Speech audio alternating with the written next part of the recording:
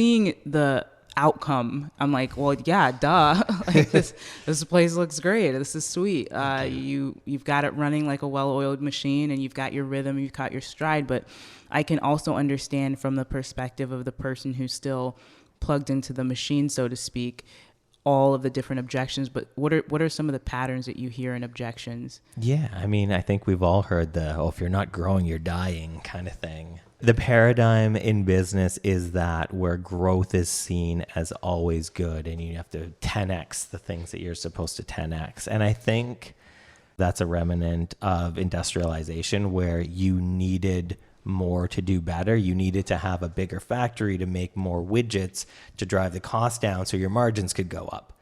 Like, that makes perfect sense. So you need growth, you need scale, you need all of those things.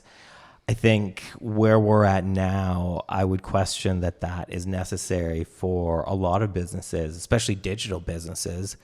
I don't need more employees to sell more courses. I don't need more or to sell more software kind of thing. Even the friends that I have that do some physical products that just have partnerships with different manufacturers in the States, where they can be like a 3-person business and do 7-8 figures.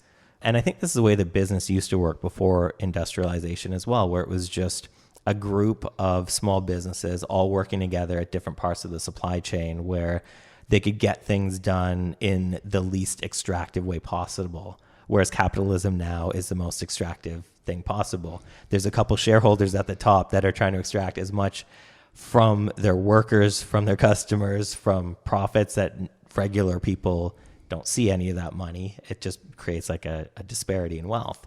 The idea of company of one kind of pushes against that paradigm, but I also see it kind of working in parallel with other things that are happening right now, like with the environmental movement.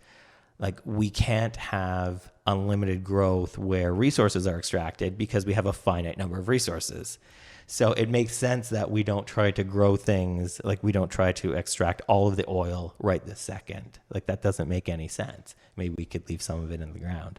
So I think that people are starting to see that. I think people are as well starting to challenge the idea of what success is for them personally. So I wouldn't want to be the head of a huge company. I don't like managing people. I'm not even good at managing people. So why would I want to fill my day with managing people if I had a big company? Or why would I want to basically promote myself out of a job I like, which is writing, designing, that sort of thing, into a job of management if I hired 8, 9, 10, 200 people?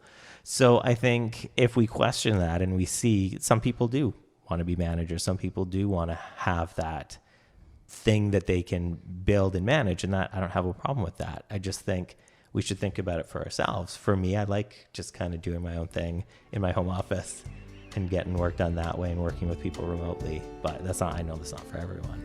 A family of misfits, second-class outcasts, city-dwelling loners. It's not the same without anime. Find your way to heaven. When I first read your book, the whole premise is, fight the power, pretty much, fight the power. Do not think that you have to be big. My entire career has been spent trying to make it look like I'm bigger, or try to get bigger, or definitely get bigger, or get bigger clients, or get big. And I even had a client say to me, if you don't grow, you're going to shrink and you will go out of business. And I'm trying to unpack it. I mean, even as I'm reading your book and I'm inspired and I'm blown away and I'm feeling passionate about this. Can you tell me how I can stop believing this? Because even though I read your book and I do believe it, it's like I have this force that's like, no, Ginger, no, you got to still grow. Otherwise, people won't take you seriously. Yeah.